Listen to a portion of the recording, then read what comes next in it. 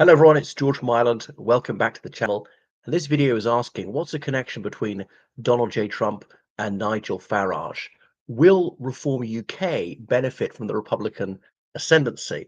Because the Republican Party, of course, swept the board in November in the United States, obviously winning the presidency.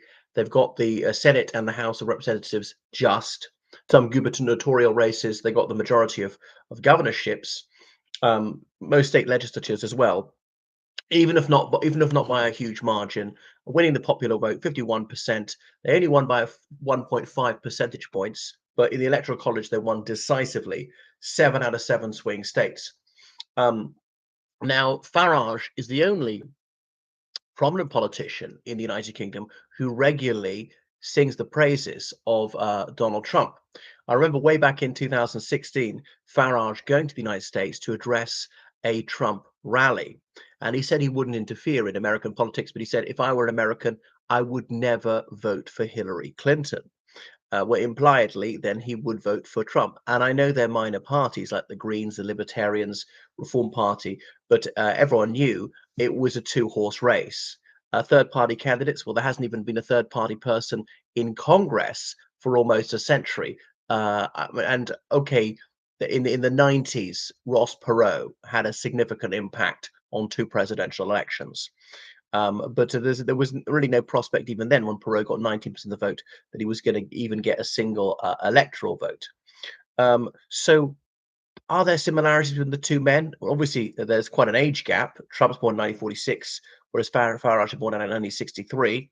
And they're both from a conurbation are close to it. Farage from Kent, so just outside London. For all this is sort of anti-metropolitan bombast, Trump is actually a New Yorker. His family was based in that city for 2 generations. And so many people he appointed to prominent positions are also from the Big Apple. Now, Trump appeals to the redneck demographic, and obviously far beyond that, because the redneck demographic is way less than 51% of the population, not even half that, which means, I suppose, white working class people in the southern states, especially. Now, you might say there's no real equivalent to that in the United Kingdom, but Reform UK's base is middle-aged and older whites, working class people without tertiary education, in suburban and rural eastern England. That's where they're very strong up the East Coast for some places. Places been economically left behind, former UKIP voters and otherwise people floating voters who weren't committed Conservative or Labour voters. So a bit more male than female, and so on. People who are preoccupied by immigration. There's anti-woke rhetoric from the Republican Party as well as Reform UK. People who are disenchanted with conventional politics. So that's how these are some of the similarities. Now, of course, there are things which don't cross the Atlantic. The concern about gun rights in the United Kingdom is just really not a factor.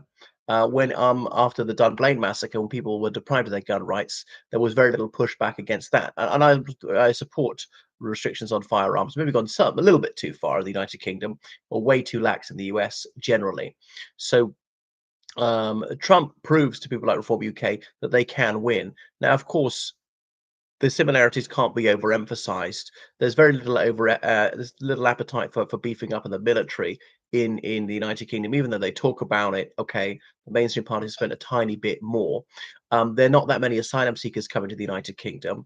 Sorry, to the United States, whereas they are to the UK. Like, US take Ukraine's side in the Ukraine war, and there are very, very few Ukrainians have gone to the US. About 8 million Ukrainians have gone to the US. Only about one sort of left since the war. Only about 1% have gone to the United States.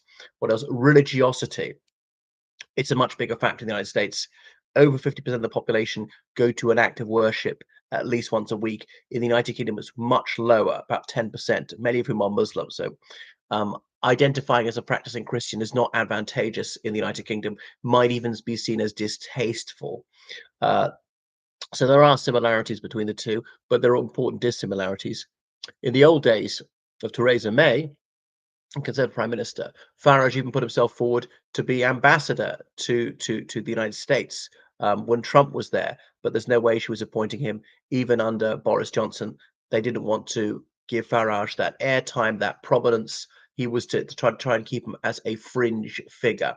I mean, obviously, there's Brexit. Well, the United States is not part of any organization which is analogous to the European Union.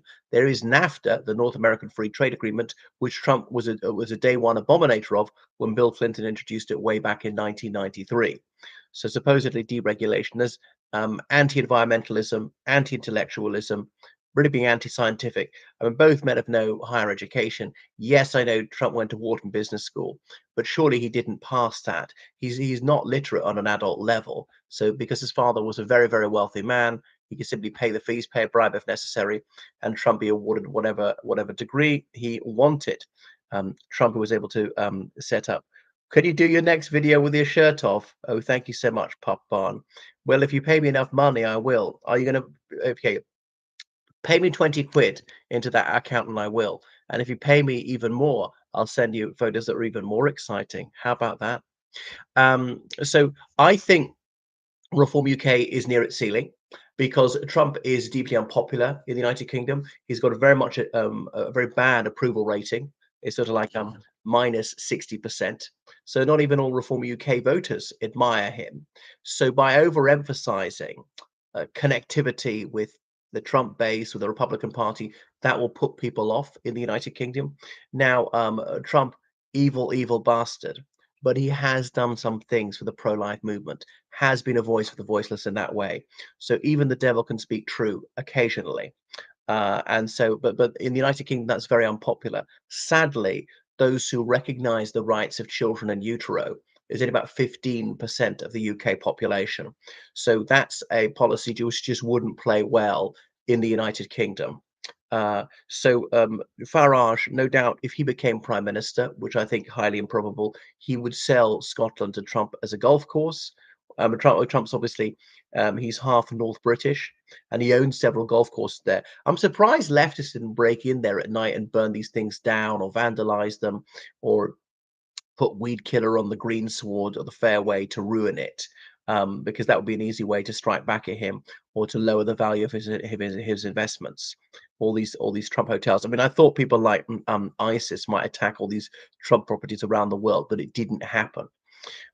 So that's why I think identifying too closely with Trump will actually limit their appeal. And they don't want to be seen as subservient to them, but they think, oh, that somehow Trump is pro-British. Well, not really. He's not as scornful towards the United Kingdom or as hostile as he is towards many other countries. But he's got a weather vane mind. There's no telling what he's going to do next. He can espouse some policy, and suddenly there'll be a walk back, even walk back the walk back. So we never know what's going to happen next. So yeah, there are some things which don't work very well if you try and translate them from British to American. So that's why I think Reform UK it's going to be quite significant in the next Westminster elections, maybe like 4 years off. I had thought it might sort of shrivel up and be very minor by midterm, but so far is looking like I'm mistaken. Got 5 seats at the moment. They'll get a few more, so there'll be a major fly in the ointment for the Conservative Party, really retarding the Conservative recovery. Anyway, thank you for watching my channel. Make sure you subscribe on Patreon, donate PayPal, georgecallahan79@gmail.com. Goodbye.